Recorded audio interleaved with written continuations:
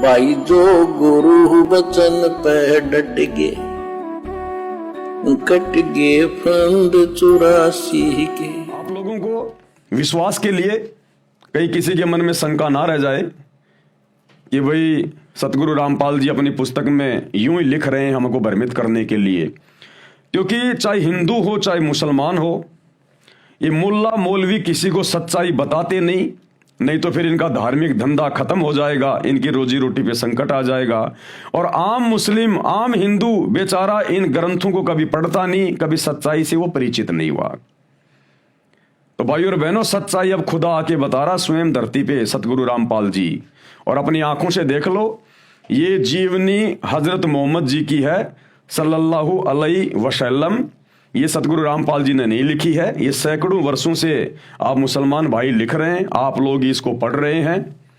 और किसने लिखी है देख लो, मोहम्मद इनायतुल्लाह शुबानी इसके लेखक हैं। जीवनी हजरत मोहम्मद सल्लल्लाहु अलैहि वसल्लम, मोहम्मद इनायतुल्लाह शुबानी, अनुवाद नसीम गाजी फलाही। ये टेलीफोन नंबर है जहां से हम लोग खरीद के लाए थे, Madina Islamic book depot centre 273 Ramganj Bazaar Jaipur, ये उनके मोबाइल नंबर हैं। कहीं आप सोचो कि पवन दास ने अपने घर से बना दी होगी।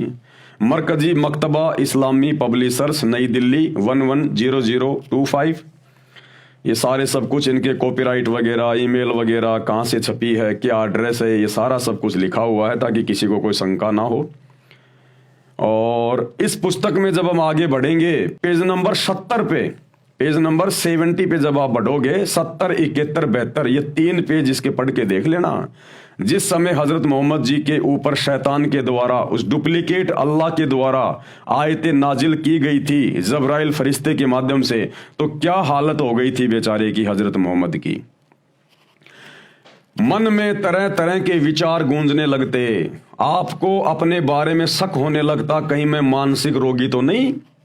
बेचारी की ये हालत हो गई थी, डर के मारे हजरत मोहम्मद सोच रहा है कि कहीं मैं पागल तो नहीं हो गया, कहीं मैं मानसिक रोगी तो नहीं हो गया।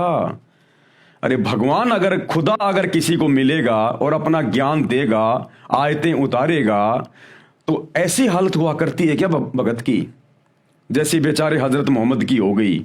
इतना मानसिक संतुलन खो बैठा, डिस्टर्ब हो गया पागलों की तरह। उसकी जीवनी में लिखा जा रहा है, क्या कह रहे हैं, मन में तरह तरह के विचार गूंजने लगते, आपको अपने बारे में शक होने लगता कहीं मैं मानसिक रोगी तो नहीं, कहीं मुझ पर भूत प्रेतों का कोई असर तो नहीं है। अरे भूत प्रेतों का ही तो असर था। ये शैतान, मुसलमान जिसे अपना अल्लाह समझते हैं, ये भूतों का सरदार ही तो है, ये प्रेतों का सरदार ही तो है शैतान। कहीं भूत प्रेतों का कोई असर तो नहीं। आपने अपनी बीवी खदीजा को सारा हाल सुनाया, दिल पर जो बीत रही थी वह भी बताया। खदीजा ने सारी बातें ध्यान से सुनी, फिर आपको ढारस बधाई, आपको हिम्मत दी, और क्या बोली, मेरे जीवन साथी आप फिक्र ना करें, आप जैसे सज्जन पर शैतान कैसे काबू पा सकता है। अरे उसने तो पा लिया। फिर जब रमजान आया तो आप सलल यानी हजरत मोहम्मद जी पहले की तरह फिर गुफा में चले गए, हर चीज से कटकर चिंतन मनन और इबादत में लग गए। इबादत करता किसकी बेचारा, इबादत करने को थी नहीं उसके पास में। किसी समय घर वाले भी आ जाते, वे आपको देखकर अपनी आंखें ठंडी करते और कुछ खाना पानी रख जाते। यानी गुफा में जाके, हीरा की गुफा में जाके और समाधि लगा के बैठ जाया करता था, क्योंकि ये अच्छी आत्मा थी, ये शंकर जी के लोक से आई हुई आत्मा थी। हजरत मोहम्मद जी शंकर जी के गण थे, तो इनको भक्ति करने की वो तड़फ थी, लेकिन मार्ग इनको मिल नहीं रहा था। हर चीज से कटकर चिंतन मनन और इबादत में लग गए। किसी समय घर वाले भी आ जाते, वे आपको देखकर अपनी आंखें ठंडी करते और कुछ खाना पानी रख जाते।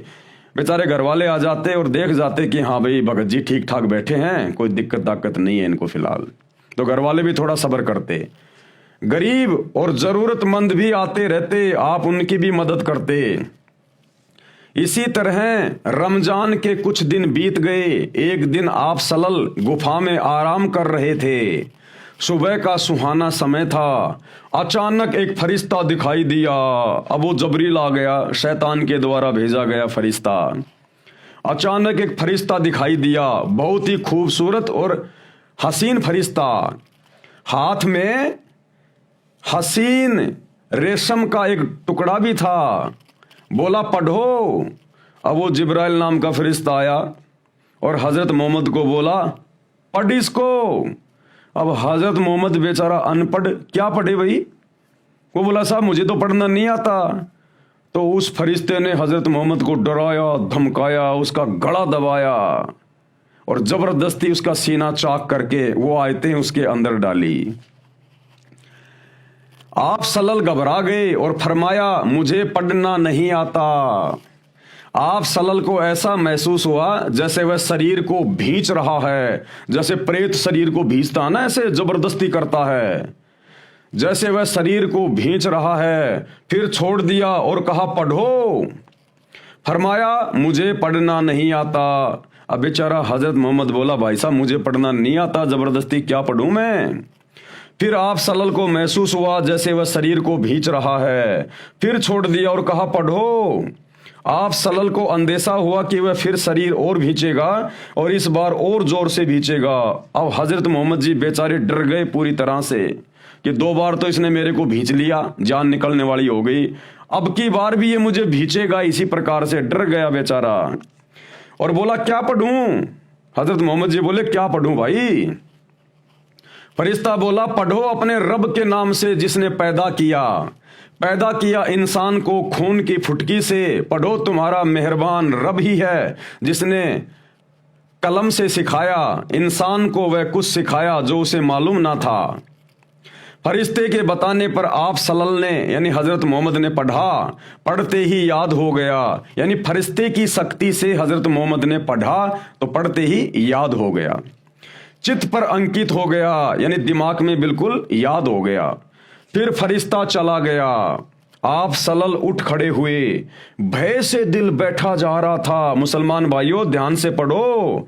अरे अगर अल्लाह मिलेगा या अल्लाह का भेजा हुआ कोई फरिश्ता आएगा तो वो डराएगा नहीं, धमकाएगा नहीं।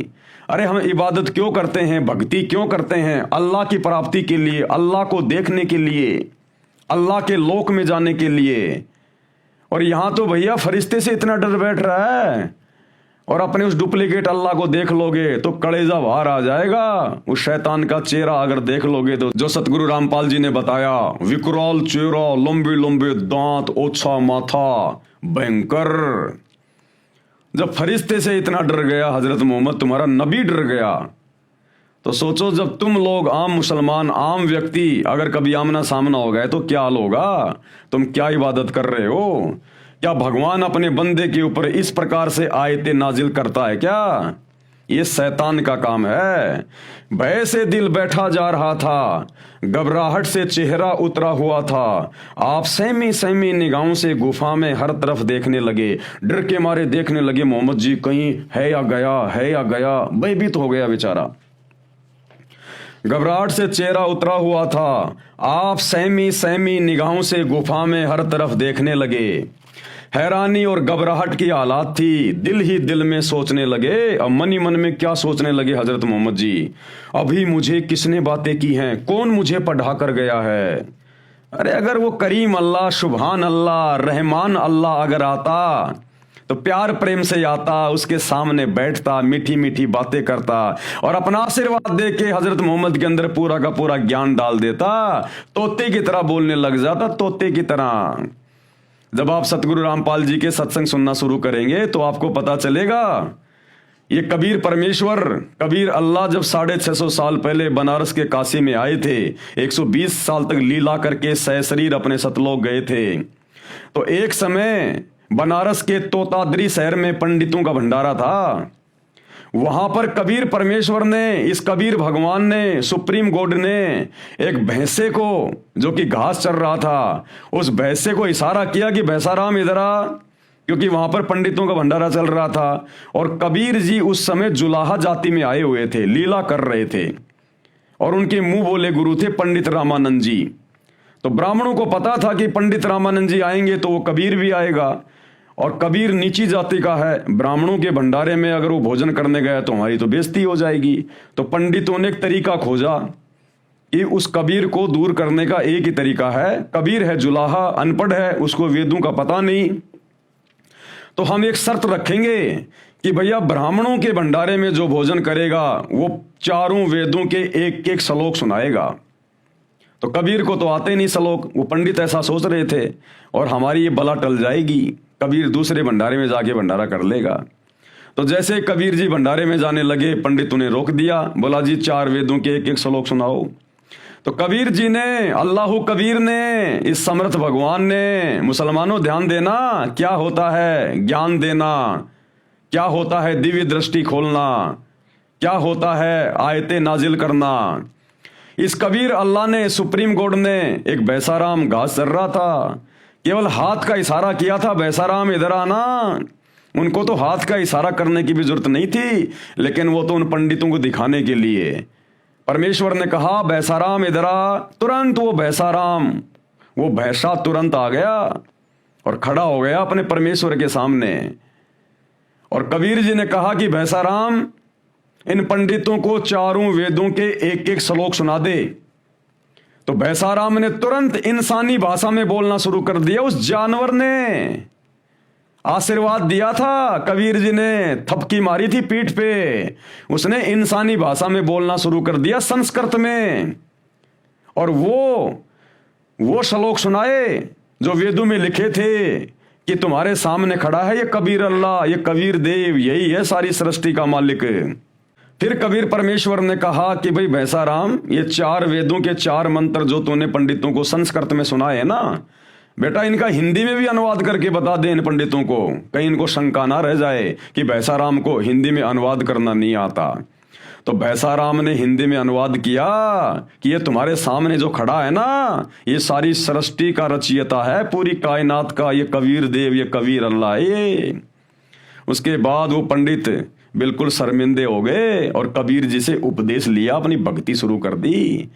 अरे तो वो कबीर भगवान, वो सुप्रीम गॉड, वो ओरिजिनल अल्लाह जब एक जानवर को, एक भैंसे को आशीर्वाद देके संस्कृत बुलवा सकता है इतनी आसानी से, तो बताओ फिर हजरत मोहम्मद जी को यदि वही अल्लाह, सुप्रीम गॉड, अल्लाह कबीर यदि आयतें नाजिल कर रहा था या अपने फरिश्ते के माध्यम से करवा रहा था, तो उस अल्लाह ने भैया अपने बंदों को डराने की, धमकाने की, भयभीत करने की जरूरत नहीं है।